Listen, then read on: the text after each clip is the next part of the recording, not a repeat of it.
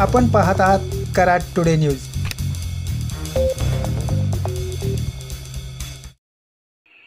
पुणे बेंगलोर महामार्गावर 6 पदरीकरणाअंतर्गत कराडच्या कोयना नदीवर 2 नवे पूल उभारण्यात येत आहेत। दोन्ही पुलांची पिलर उभारणी पूर्ण झाल्याने त्या पिलरवर गर्डर बसवण्यास आजपासून प्रारंभ झाला।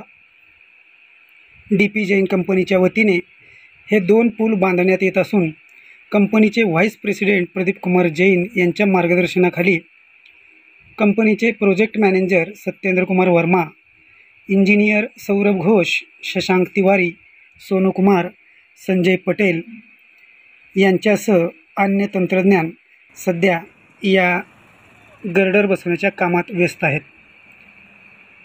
त्याचबरोबर अदानीचे नागेश्वर राव व कर्मचारी यावेळी उपस्थित होते। सध्या असणाऱ्या कोयना पुलाच्या दोन्ही बाजूला 2 नवीन पूल उभारण्यात येणार आहेत।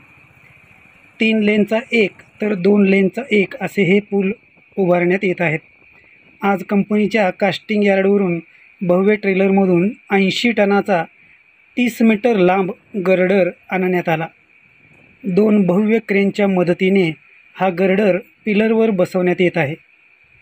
दरम्यान या कामामुळे काही काळ सातारा बाजूकडे जाणारी वाहतूक वळवण्यात आली होती। सध्या या 3 लेनच्या पुलावर हा भव्य गर्डर बसवण्यास प्रारंभ झाला आहे। आपण या व्हिडिओच्या माध्यमातून पाहू शकता 2 भव्य क्रेन या 80 टनी गर्डरला उचलून पुलावर असणाऱ्या पिलरवरती बसवण्यात येत आहेत। गेली वर्षभर या दोन्ही पुलांची उभारणी सुरू होती। एप्रिल 2023 रोजी कोयना पुलाच्या दोन्ही बाजूला 2 पुलासाठी पिलर उभारणी सुरू झाली। गत महिन्यात या दोन्ही पुलासाठीचे पिलर उभारणी पूर्ण झाल्यानंतर इतर कामे करण्यात आली।